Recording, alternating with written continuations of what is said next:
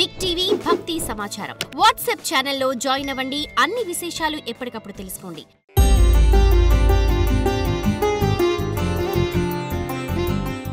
నమస్కారం. అష్టాదశ శక్తిపీఠాలు ప్రత్యేక కార్యక్రమానికి సాదర స్వాగతం.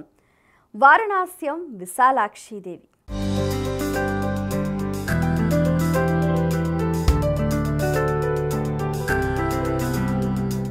సతీదేవి విశాలమైన నేత్రాలు పడిన ఈ క్షేత్రంలో విశాలాక్షి శక్తి పీఠం వెలసింది. శ్రీ కాశీ క్షేత్రం సృష్టి ఆదిగా శివుని నివాస స్థానం. శివునికి కైలాసం కన్నా ప్రియమైన స్థానం కాశీ. ఒకానొకప్పుడు భూలోకమంతా చెడ్డ రాజుల చేతులలో పడి అధర్మంతో నిండిపోయింది. అప్పుడు బ్రహ్మదేవుడు కాశీక్షేత్రంలో తపస్సులో మునిగి ఉన్న దివోదాసు అనే క్షత్రియుని పిలిచి అతని తపస్సు మాని రాజ్యం చేయమన్నాడు. దివోదాసు బ్రహ్మమాట కాదనలేక అంగీకరిస్తూ తాను రాజ్యం ఏలాలంటే దేవతలంతా భూమిని విడిచిపెట్టి వెళ్ళిపోవాలని షరతు పెట్టాడు. ఆ షరతుకు లోబడి శివుడు కూడా కాశీ వదిలి వెళ్ళిపోవలసి వచ్చింది. దివోదాసు కాశీని రాజధానిగా చేసుకొని తానే సమస్త దేవతా రూపాలు స్వీకరించి అద్భుతంగా రాజ్యాన్ని ఏలసాగాడు. శివుడు మాత్రం కాశీ వియోగం భరించలేక తిరిగి కాశీ క్షేత్రం చేరాలని చాలా ప్రయత్నం చేసి విఫలుడయ్యాడు.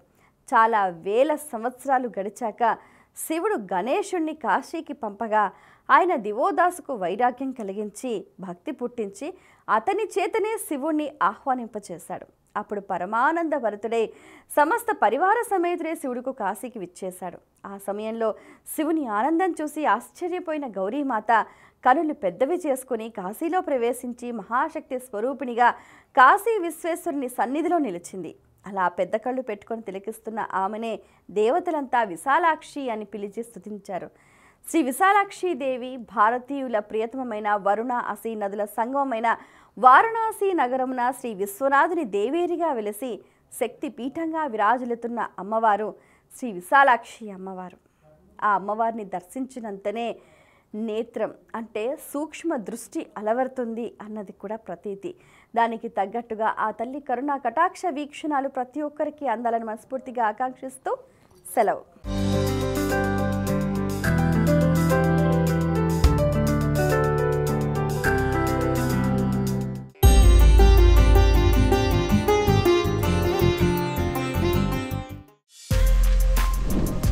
For more videos like this, subscribe Big TV channel.